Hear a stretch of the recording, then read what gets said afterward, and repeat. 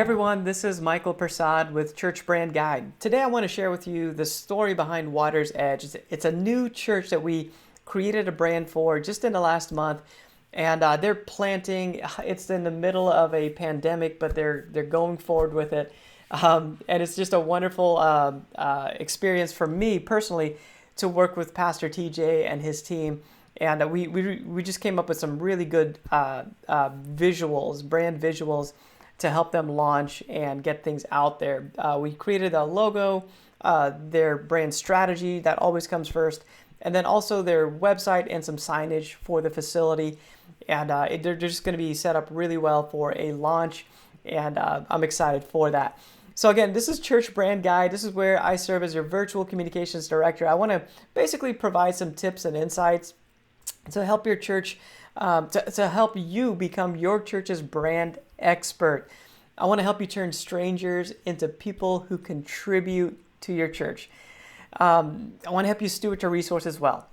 We've all been there. I think we're behind and we have to pay that extra shipping cost. And so that's part of it too. Like, how can I help you steward your resources well? How can I help you say yes to the right things? Ultimately, I want to help you see more guests showing up, more life change taking place, and more people contributing to the vision of your church. So like I said today, we're going to be jumping into this story behind Water's Edge. And if you're watching, you can see the logo on my screen right now. But if you're not watching, then that's okay. I'm going to describe a lot of the process. That's kind of what I want to unpack with this, is just a story. Like, what is the unique story with Water's Edge and how we ended up with this particular logo design for them. So let me start by just telling you about their community. So Water's Edge is located outside of Nashville, Tennessee.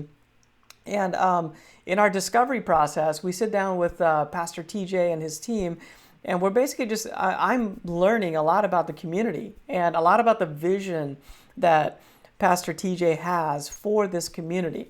And he's just sharing with me a lot of those things. And then what I'm trying to do at that point is to put it into a framework that helps me then design towards those big ideas. So Water's Edge is a town with blue-collared workers. It's a rural community out from the city, but the city is coming. Like, there's a growth spurt happening in Nashville, and it's coming towards the city. So the church is going to be well positioned to receive young families that are moving to that area, and maybe they have to go into the city to work, but they're going to be living in that area. So just a wonderful situation for the church, and I get to just work with them to create the branding. So the people in the city love football. They love the culture of football. So a lot of the colors and the things that we chose to go with on this design was chosen in line with the branding from the Titans, the Tennessee Titans. So you might notice this. The Titans have kind of a blue color scheme. So we chose to go with a blue color scheme just because of the idea of Water's Edge. The name of the town is Watertown, I believe, Watertown, Nashville, outside of Nashville. And so the blue kind of made sense. And then after we got going for a while, it's like, well, let's go ahead and add some red in there. And we kind of leaned a little bit into that branding for the Titans. So we want to be relatable. That's one of the things that a good brand is. It's relatable. So the audience that you're trying to reach says, hey, I kind of, oh, that's cool. Like, they kind of look like a place that I can go to. So the font treatment that we decided to go with is a condensed font. I believe it's Acumen if you're a font junkie out there. Acumen is the name of the font. And we're using a condensed version. It's a bold font face. We basically want to share this idea or communicate this idea that Water's Edge is just, it's a stable, solid place that you can come and belong to. So the font selection kind of helps to communicate that idea. It's bold, it's stable. We want to serve as a guide to help people become whatever it is that to become that dream that God put in their heart. So that's kind of the idea behind that. The mark is designed to represent this idea of water, so it flows like water. It also represents W for Water's Edge, so the W. So this is what we consider a letter mark. Overall, the design is a combination mark where it has a mark, a icon, if you will, that's also combined with the words to form the logo. This gives a great deal of flexibility when it comes towards like marketing and putting it on various products, merchandise. Having that mark that you can use by itself is kind of a nice, it's a nice tool to be able to pull out and to use, and then being able to use it together as well. So again, color scheme kind of represents this football culture, blue collar culture.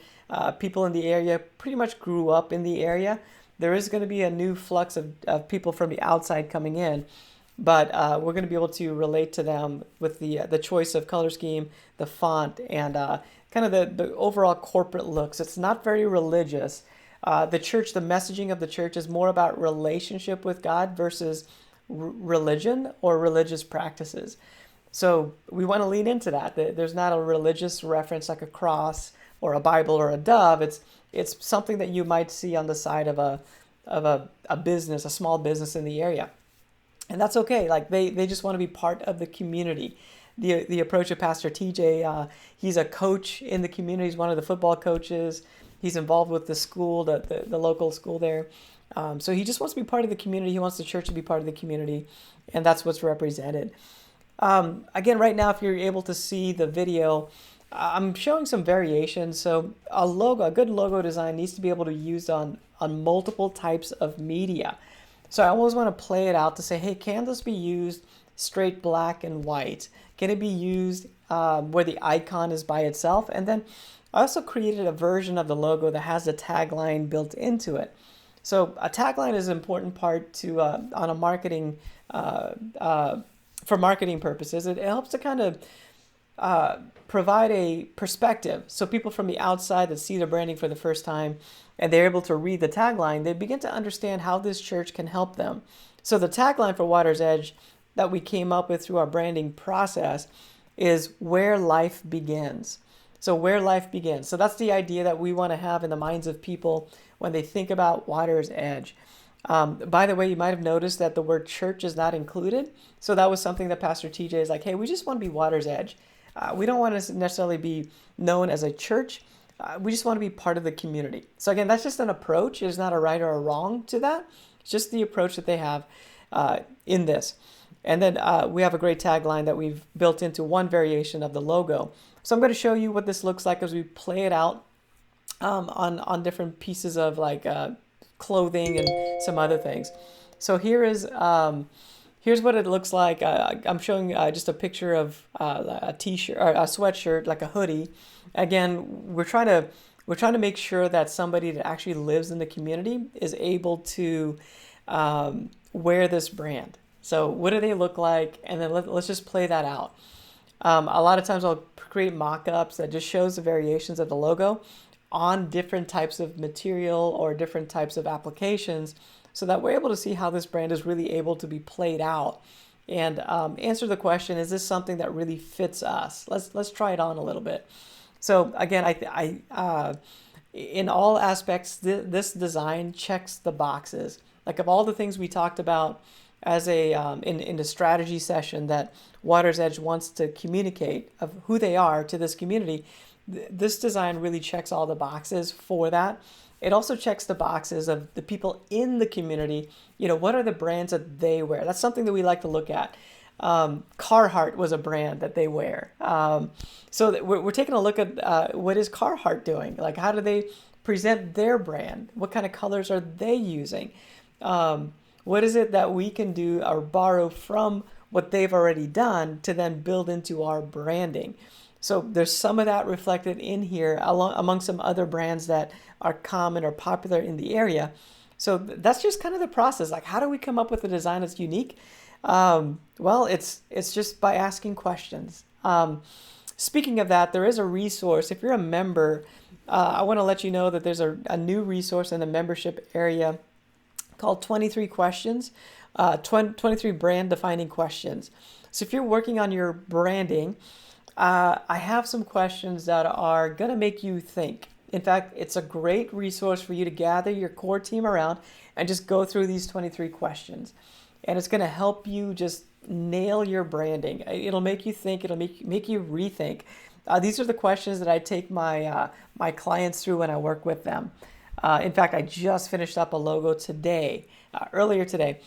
And the branding process resulted in, just asking some questions. It actually resulted in the changing of the name of the church.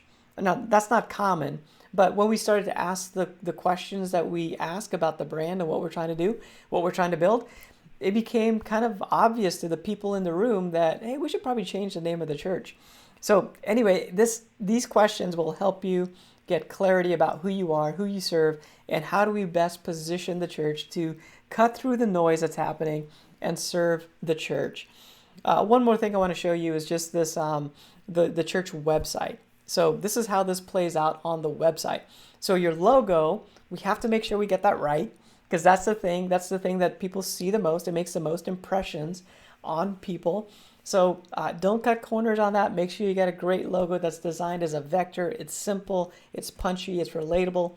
And then once you get the logo designed, you need to make sure you have a brand guide that defines the colors and fonts and all those things. And then the next thing is to get your logo. Your website. Get your website designed in line with the branding, with the new logo, and then with the messaging that becomes clear through the branding process. So the website is a beautiful way to invite people to come to your church. Like a good church website invites people to come to your weekend service, or right now your online service if you're doing church online because of the pandemic. So you just want to show pictures of the community as best as you can, pictures of your local community, but pictures of your church, so people are able to answer the questions that they have before they visit a church. So the primary purpose of a great church website is just to help people make a decision to come for a visit. So again, if you have video, you can see this, how it plays out for this particular church to communicate who they are. It's bullet pointed. Our tagline is the first thing you're going to see. In the upper left is the logo. So if somebody sees your logo out and about, they see a postcard mailer, they know when they hit the website, like this is the right website. So upper left, it's important to have the logo. And then in the middle, the top middle of the web page should be the tagline, because the tagline positions you in the minds of people so that they understand how you benefit them. So again, those are some strategic things for you to think about with the website. Hopefully this helps you as you're shaping your brand. You'll notice on the website as well that we're using a lot of punchy statements, not a big block of paragraph text. That doesn't work. People bounce from the website. But if you can be really punchy, show some icons, photography, keep it really short with your text, then people are more likely to kind of navigate through that and find out what they need to know. Ultimately, our hope is that they make a decision to visit the church on the weekend. So again, hopefully that helps. I do want to let you know, coming up in September, so at the time of this recording, September 2020, end of September, there is a church marketing conference that's going to be happening. Ryan Wakefield's our friend from Church Marketing University. He's putting on a conference. I'm actually one of the speakers at the conference. I'm going to be walking through how to plan and present your Christmas event to your community in a way that invites them to become a part of it. So I'm excited about that. And Ryan's concept this year for the conference is that it's a 1-year calendar. Oh, and by the way, it's free. Like you can attend for free. So check on the link, the comments right below this video. You'll see my link. I have a specific link to get you into the conference for free. There's no cost to it. Just attend it, learn all you can. It's a 12-year calendar of how to basically reach your community every month of the year. Like in January, what do we need to be doing? In December, what do we need to be doing? And everything in between. So jump in there, get into that conference. It'll help you in a huge way, as different people that are really good at what they do are presenting different ideas to help you create a great year for your church. So jump into that as well. Also, just check out the membership area for that new video, the 23 questions video. I'm going to guide you through the 23 questions and kind of the the same approach that I would have with a client. I want to guide you through that same process so that we can come up with some really, really punchy ideas that we can communicate about what your church is, so your city begins to realize, oh man, I need this. Like, I need what this church has to offer. And that's really what compels people to come and to check you out. So great new resource right there on the homepage of the membership area. Also, a new feature that we have in the membership area is a top menu. It takes you directly to your resource. So check that out. Makes it a little bit easier. We're always trying to improve the user experience of the membership area. So go to churchbrandguide.com, log in as a member, and you'll be able to get access to all these resources that are in there. So hey, thank you for joining me today on this episode of Church Brand Guide. Again, my name is Michael Prasad. I want to help you just reach more people in your city so you can see more life change taking place as they encounter the message of the gospel. And not only that, but I want to help you see more people contributing to the vision of your church with their resources. That's what great brands do. It's what churches that are growing do really well. So hopefully this helps you, and I will see you next time.